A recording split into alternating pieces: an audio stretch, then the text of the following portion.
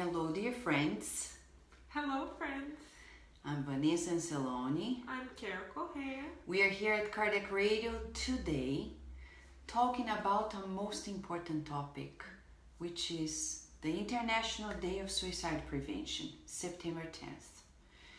Are you thinking of suicide? Think again. And we're going to discuss with you the reasons why it's important for you to cultivate a different mindset, right, Carol? Right. In the Spirit's book by Allan Kardec, and I have here the ebook version in my cell phone, and you can have it as well.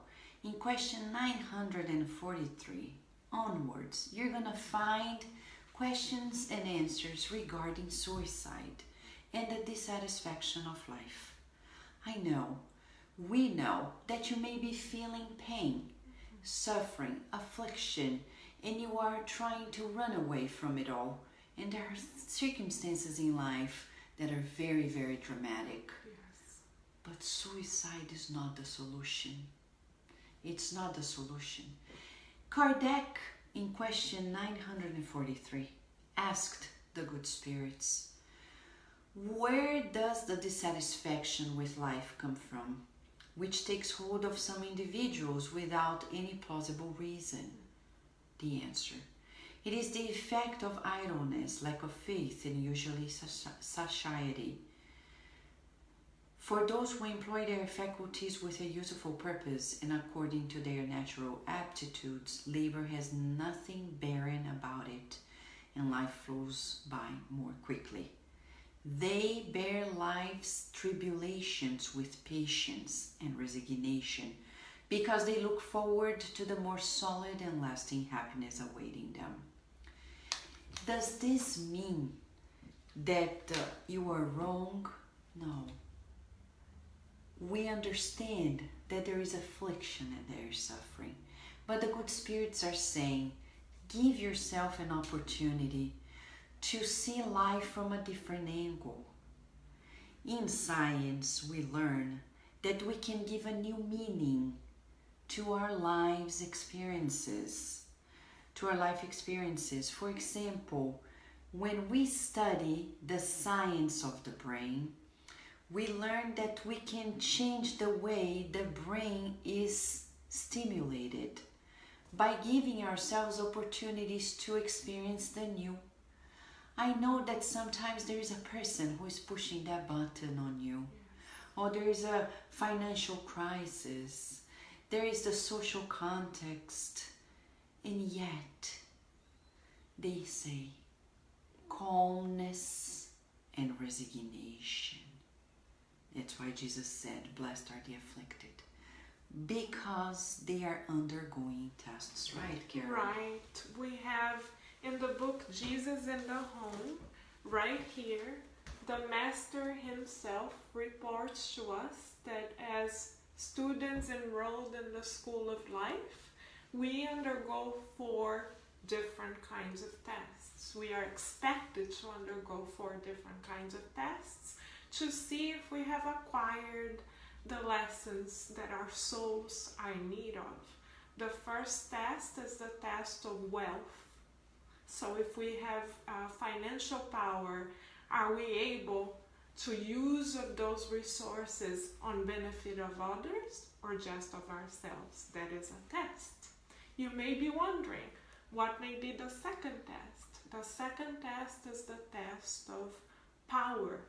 If we have authority over others, are we able to exercise this authority with kindness and respect? That's a question that is not coming from us, but came directly from the Master. The third one is, do you remember, Vanessa? We have want. Want, yes. The third one is want. So if life doesn't give me what I desire, am I able to accept the will of God, knowing that what happens is the best for me at that moment? Or do I take an attitude of defiance and say, I want what I want, and that's it? And the final test is the test of anger. When someone pushes the buttons and we feel that that person doesn't care for us? Are we able to understand that person with patience and resignation? Or do we lose ourselves in an ocean of challenging emotions? These are actual tests that the School of Life presents to all of us, not for the purpose of punishing us, because God is love, God is not pain, but rather for the purpose of allowing us to grow, to show that we have learned the lessons. And what happens next? We move to another level and we become freer. So the tests are actually a sign that we are ready to move on to better lessons in life, more loving moments in our lives. So it's worth enduring those tests. Exactly. So Carrie is reminding us of chapter 12 in this book, Jesus in the Home. And we're giving you tools, because if you're thinking of suicide, find help. Wagner Jr. is here with us. Wagner, it's natural that we want to run away from suffering and afflictions. But we can, like a wild horse, we need to tame ourselves, domesticate our feelings and say, I'm not going to change the situation by going destructive on me, by also destroying others. I need to practice nonviolence, which we're yet to understand it on earth. Gandhi, when he came, he was the one that brought this expression to the earth. Non-violence. We're still violent because we still have our instincts that are aggressive, because we want to defend ourselves by the force of the Spirit, not the spirit of force. And we then derail and fall in the traps of anger. Jesus said in that parable that Carol was telling us, that anger is where we fail the most. And sometimes we want to quit life to punish the people who have been abusing us, to make them feel guilty, saying, you did this to me, you and you. Now I kill myself and you will regret it all. That's aggression. So for you, Wagner, a lot of loving care. For everyone who is thinking of suicide, remember of your guardian angel. Remember how much you are loved. Remember, it took God billions of years to work on you, to sculpt you. Now you are undergoing a test, and a test is an honor. It's the honor of somebody who is about to upgrade their status. So hold on, right? You're not alone. Tell yourself, I love and approve of my divine essence. I love and approve, and I'm safe, I'm protected. Bless the people who are pushing your buttons. So you get out of the power struggle, the duel. In the book, the Spirit's book, The Law of Destruction, there is a question about duelos. Majority of us on earth are still dueling with people. We are still battling, and we find different ways to do it. Get out of it. We don't want it anymore. We see everybody as adorable children of God. God loves you and I and Carol and Jesus all the same. God doesn't change. God doesn't have preferences, right? Exactly, Wagner. So it takes one decision, as Joana de Angelis says, the decision to be happy. If you're not happy, we're not happy. But it's vital that you're happy because you adjust yourself to the scenario of the universe and you are co-creating as well. Our dear Karina Alice is here with us, joining us, and Rihanna, Adilson. We have here our Shane from the spiritual side of Richmond, and she's saying, Wagner, much love to you. Please consider calling the National Prevention Suicide. But he's in Brazil, and he has been talking to us, Shane, also from Brazil, okay? And also in Brazil, it's 188, the number for prevention suicide. Also remember, Wagner, that you have a spiritual family, loving spirits that have been watching over you since before you reincarnated. They helped plan your reincarnation with you, and they are there rooting for you as we are here.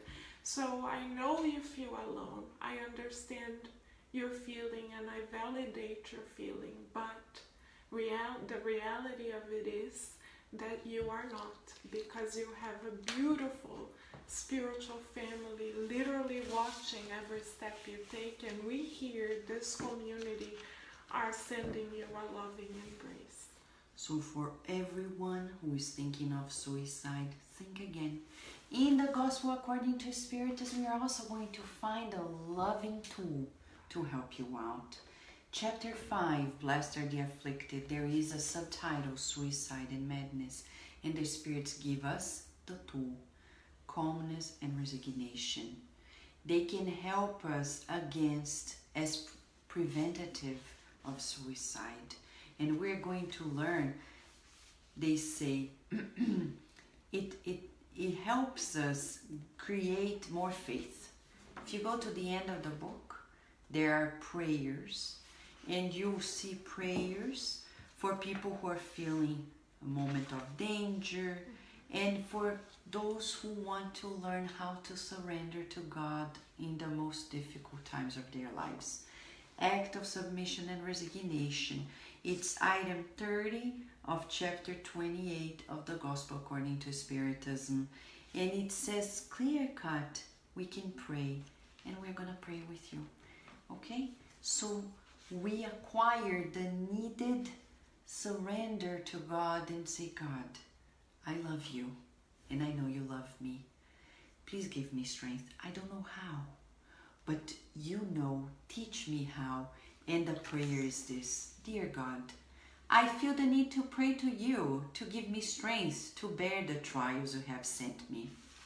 Allow the light to shine brightly within my spirit so that I may appreciate the full extent of a love that afflicts me in order to save me. I submit myself with resignation, dear God. But oh, unto me, human beings are so weak that if you do not uphold me, I fear that I will succumb. Do not forsake me, Lord, for without you I am nothing. And there is another prayer. I lift my eyes to you, Eternal One, and I feel strengthened. You are my strength. Do not forsake me. Dear God, I'm crushed under the weight of my iniquities. Help me. You know the weakness of my flesh. Do not look away from me. I am overcome by burning thirst. Pour forth your spring of living water, and I will feel refreshed. May my mouth open only to sing your praises, and do not complain about the afflictions of my life. Lord, I am weak, but your love shall uphold me. Eternal One, only you are great. Only you are the reason and purpose of my life. May your name be praised even if you strike me, for you are the Lord and I am your faithful servant. I will bow my head without complaining, for only you are great. Only you are the purpose of my life. Allan Kardec, as a faithful servant of God, wrote this prayer, inspired by the good spirits to help us. So go to the Gospel According to Spiritism. Whenever you think of suicide, read it. Hold the book dear to your heart and allow yourself to feel strengthened. Think again. Don't quit. And as Shane Martin is saying here through the Spirit Side of Richmond, call for help. Wherever you are in the world, find a helping hand. Don't think people will not understand you. They will. Somebody will, because your guardian angel is just one call away from helping you. Right, Carol? Right. Your guardian angel, as it says in the Spirit's book, is your best friend. Your relationship with your guardian angel is the most intimate relationship we and I and you will ever have on this earth. And I am not saying that. Mm-hmm. The illuminated spirits related that to us in the book, the Spirit's book.